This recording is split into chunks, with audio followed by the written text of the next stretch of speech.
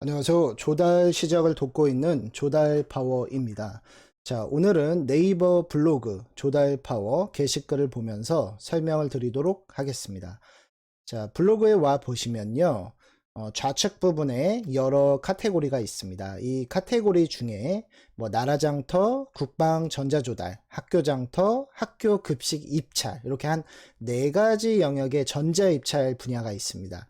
자, 오늘 말씀드릴 내용은 학교 급식 입찰 EAT 시장이라고 하는 이 급식 전자조달 시스템에 대한 내용입니다. 그리고 이제 추가로요. 국방부에서 이제 얼마 전에 좀 발표한 내용들이 있는데요. 바로 군 급식 입찰 방식을 이제 적용한다는 얘기죠. 향후 2, 3년 후부터는 아마 완전 경쟁 입찰 시스템으로 변경이 되면서 기존의 수의 계약으로 많이 급식이 진행이 되던 부분이 이제 점점점 경쟁 입찰로 아마 변경이 될 것으로 조심스럽게 예측을 해볼 수 있겠습니다. 이미 관련 기사가 많이 나왔으니까요. 관심 있는 분들은 한번 관련 그 군 급식 관련해서 한번 기사를 한번 찾아보시면 좀 도움이 되실 겁니다.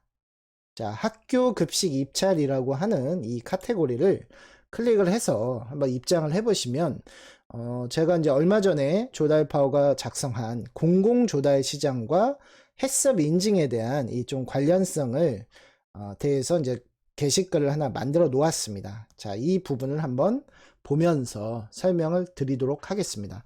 아마 식자재를 이제 유통 납품하시는 분들이 아마 관심이 있는 인증이 바로 해썹 인증이실 거예요. 이 안전관리 인증인 이 해썹 인증이 있어야만 아마 공공조달 시장에서 활동을 하시는데 아마 큰 제약이 없다라고 그렇게 알고 있습니다. 그래서 앞으로 공공조달 시장에서 해썹 인증은 더 많이 중요하고 더 많이 필요해질 것이다 라고 이해를 하시면 될 것 같습니다. 그래서 이제 식품업계 종사자에게는 이 해썹 인증이 아주 중요하다라는 거예요. 그래서 특히 이제 공공조달 시장, 지금 현재 대표 식자재 입찰 전자조달 시스템이라고 하면 그 학교 급식 전자조달 시스템이라는 게 있어요. 여기에 이제 진입을 하시려면 기본적으로 집단 급식소, 식품 판매업이라는 이 업종이 있으셔야 돼요. 이런 업종을 보유를 하고 내가 그 EAT라고 하는 그 급식 전자조달 시스템에 회원가입을 한 다음에 그곳에서 나오는 여러 가지 식품 관련 입찰에 참여를 하심으로써 내가 공공조달 시장에 나의 매출과 실적을 발생할 수 있는 기회가 창출이 되는 것이거든요. 근데 이 부분 외에도 앞으로 2, 3년 후에 국방부에서 이제 발표한 내용이 앞으로는 이제 군 급식 조달 시스템을 갖출 것이다라고 하는 그런 관련 뉴스가 나왔다고 제가 또 말씀을 드렸죠. 그러니까 이런 부분이 향후에 생길 수 있기 때문에 준비를 하시면 좋다. 그래서 오늘 이런 정보를 제공을 하는 겁니다. 자, 우선 식품 판매업이 있으시면 공공조달시장 전자입찰에 진입은 우선 가능하시죠. 보통 크게 한 3가지 정도의 영역이 있어요.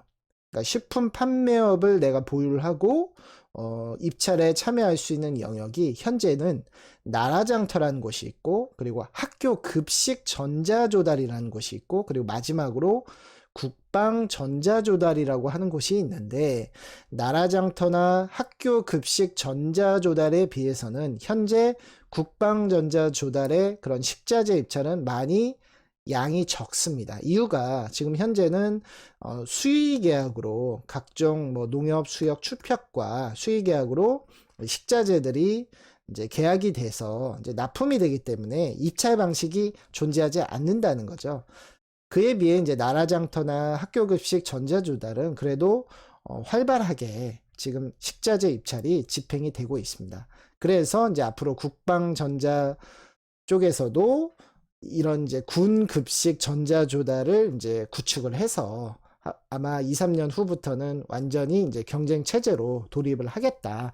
이렇게 이제 관련 내용이 뉴스가 나오고 있습니다.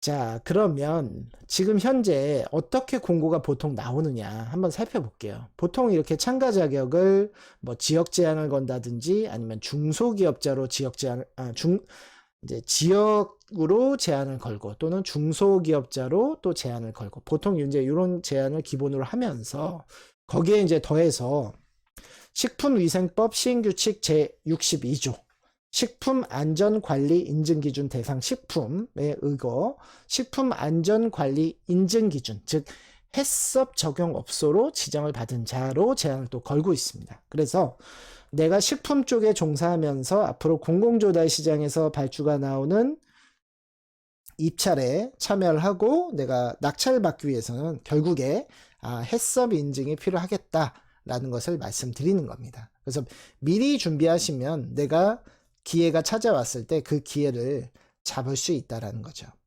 자, 이 식품 안전 관리 인증 기준에 대해서 또 대상 식품이 어떤 것인지에 대해서 궁금하신 분들은요, 이 식품위생법 시행규칙 62조를 살펴보시면 되겠습니다.